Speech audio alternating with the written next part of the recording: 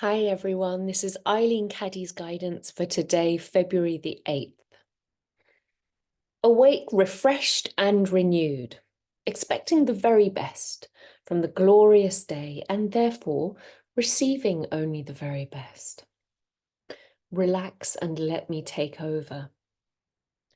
Never start the day strained and full of tension. Sleep and rest, renew the spirit and revitalize it. Start the day off on the right foot with a heart full of love and gratitude, full of great expectations for a great new day. Today has no blemishes on it to mar it, so why not keep it that way?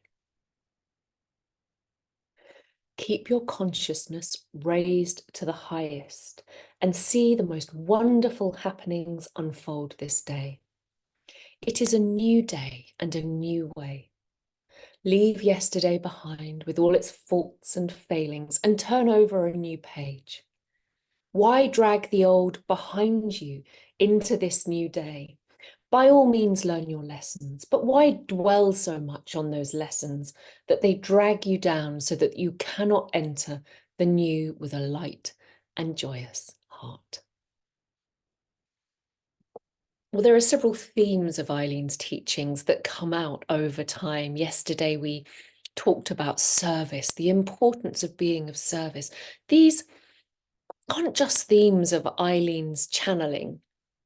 They're themes from all of the great mystics and spiritual teachings and all of the, the deeper, kind of more esoteric law of attraction and manifestation teachings that have also started to abound, from the discovery of the emerald tablets onwards, all of the themes around the quantum universe, if you prefer a more scientific approach. We're not getting dragged down by the conditioning, but focusing on the new. Most spiritual teachers I've worked with have often reinforced this idea.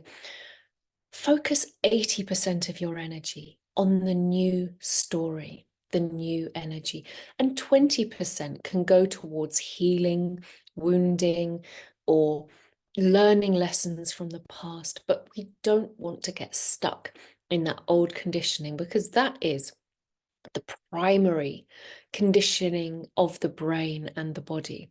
From a physical and a biological perspective, our brain likes to recycle the same thoughts again and again.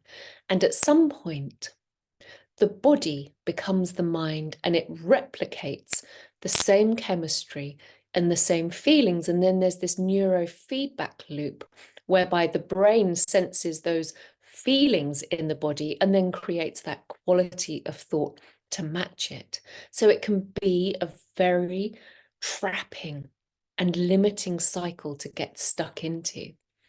And it is our body chemistry is as much responsible for recreating the same conditions of our life. And when you have a body chemistry and feelings and thoughts that are all broadcasting a certain quality of thoughts of whatever it is from your past or old conditioning that limits or fear or makes you frightened, keeps you in fear or limitation, then that is the place we respond from, take action from, and then that's the future that we continue to create.